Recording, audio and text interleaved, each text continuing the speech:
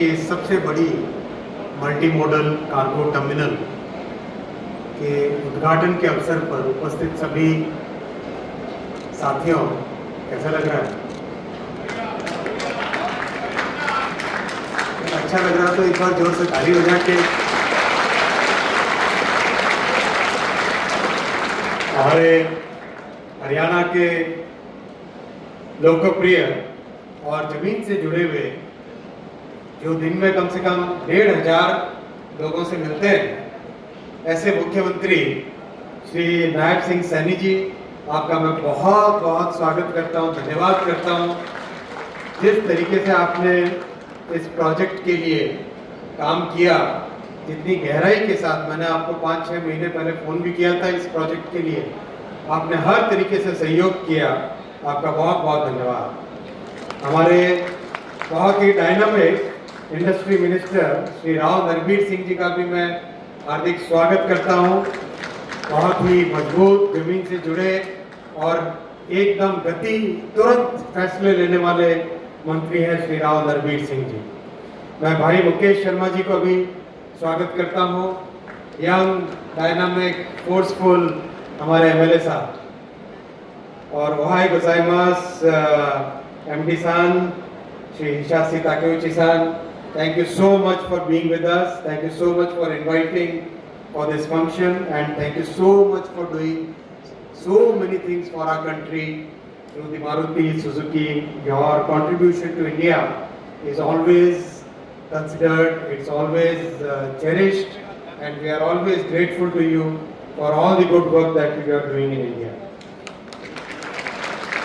मैं हमारे साथी श्री विजेंद्र कुमार जी, चुंबर जी, अशोक वर्मा जी, डीआरएम साहब, सुनील कक्कर जी, राहुल भारती जी और उपस्थित बड़ी संख्या में आप सब भी मारुति सुजुकी के साथी, रेलवे के अधिकारी और आसपास के एरिया से आए सभी का मैं हार्दिक स्वागत करता हूँ, नमस्कार करता हूँ।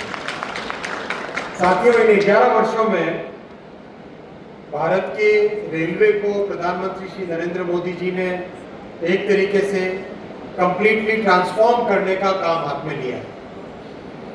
बहुत सारी लेगेसी प्रॉब्लम्स थी, 50-60 वर्षों तक रेलवे को एक तरीके से इग्नोर किया गया था, निग्लेक्ट किया गया था। रेलवे में जो इन्वेस्टमेंट चाहिए था वो इन्वेस्टमेंट आता ही नहीं था। इतनी बड़े देश की इतनी बड़ी रेलवे और मात्र 25-30 हजार करोड़ का रेलवे के लिए इन्वेस्टमेंट होता था 2014 से पहले। ऐसे में जो पुराने लेगेसी प्रॉब्लम्स थे, उन प्रॉब्लम्स एक्यूमुलेट हो के बड़ी एक सीरियस समस्या में रेलवे था 2014 में।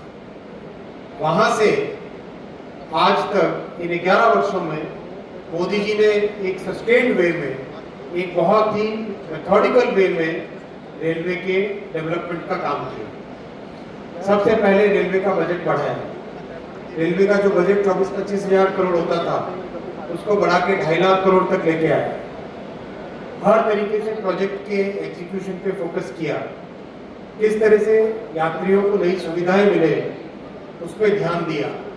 चाहे स्टेशन को नए तरीके स्टेशन बनाना हो, चाहे हम सबको ध्यान है पहले ट्रेन के अंदर टॉयलेट्स की व्यवस्था तक नहीं थी, एक छोटा सा होल सा बना रहता था और पूरी की पूरी पटरियां गंदी रहती थी, स्टेशन गंदे रहते थे। एक अलग ही रेलवे की देश में लोगों के मन में एक छवि सी बन गई थी और असुविधा रहती थी। वहाँ से लाके साफ सफाई, नए तरह की टेक्नोलॉजी, नए तरह के प्रोजेक्ट मैनेजमेंट, हर तरह से यात्रियों की सुविधा, हर तरह से इंडस्ट्री को कैसे जोड़ना, इन सब पे मोदी जी ने इन 11 वर्षों में बहुत ध्यान दिया और उसका परिणाम है आज कई लेगेसी इश्यूज, पुरानी समस्याएं एक एक करके समाप्त हो रही है और उसका लाभ भी देश को मिल रहा है, लाभ भी यात्रियों को भी मिल रहा है। आप सब जानते हैं कि पिछले 2-2.5 वर्षों में एक मुहिम चला के जनरल कोच बढ़ाने की व्यवस्था की गई थी।